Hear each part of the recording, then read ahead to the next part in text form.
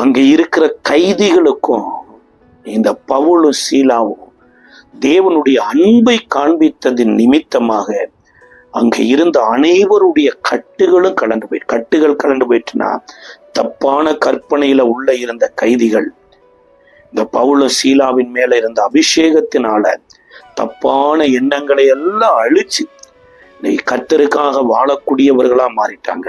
இன்னும் சொல்ல போனா அந்த சிறைச்சாலை அதிகாரி கூட கைதிகள் எல்லாம் தப்பிச்சு போய்விட்டாங்கன்னு சொல்லி தற்கொலை பண்ணும்படியாய் ஓடுகிறார். தன்னை அடிச்சு தன்னை துன்பப்படுத்தி தனக்கு தொழுவு மரத்தை உண்டு பண்ணி அதுல மாட்டி வைத்திருக்கிற ஒரு மனிதன் இப்படி ஒரு தப்பான முடிவு எடுக்கும் போது, ஒருவேளை இன்றைக்கு பெயரளவுல ஊழியம் செய்கிற அல்லது பெயரளவுல கிறிஸ்தவர்கள் என்று சொல்லுகிற மக்களா இருந்தா என்ன சொல்லி இருப்பாங்க? தேவனுடைய பரிசுத்தவானையா தொட்ட கட்டாயம் உன் மனசாட்சியினாலே நீ வாதிக்கப்பட்டு நீ இறந்துருவப்பா அப்படின்னு தான் சொல்லியிருப்பாங்க.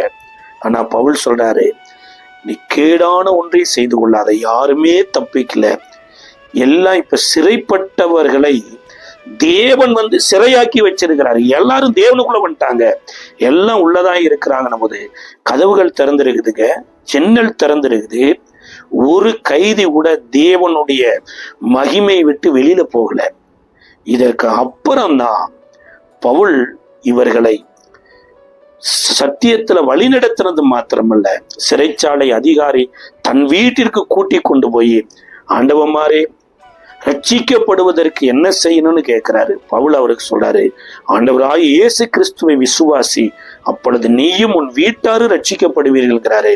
சிறைச்சாலை அதிகாரியினுடைய குடும்பத்தாரேங்க ஞானஸ்தானம் எடுத்தாங்க.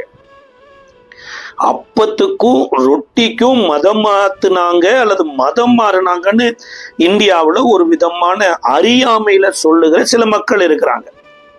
சிறைச்சாலை அதிகாரிக்கு அப்போ குறைச்சல் இருந்ததா, இல்ல சோப்பு குறைச்சல் இருந்ததா, இல்ல வசதி குறைச்சல் இருந்ததா?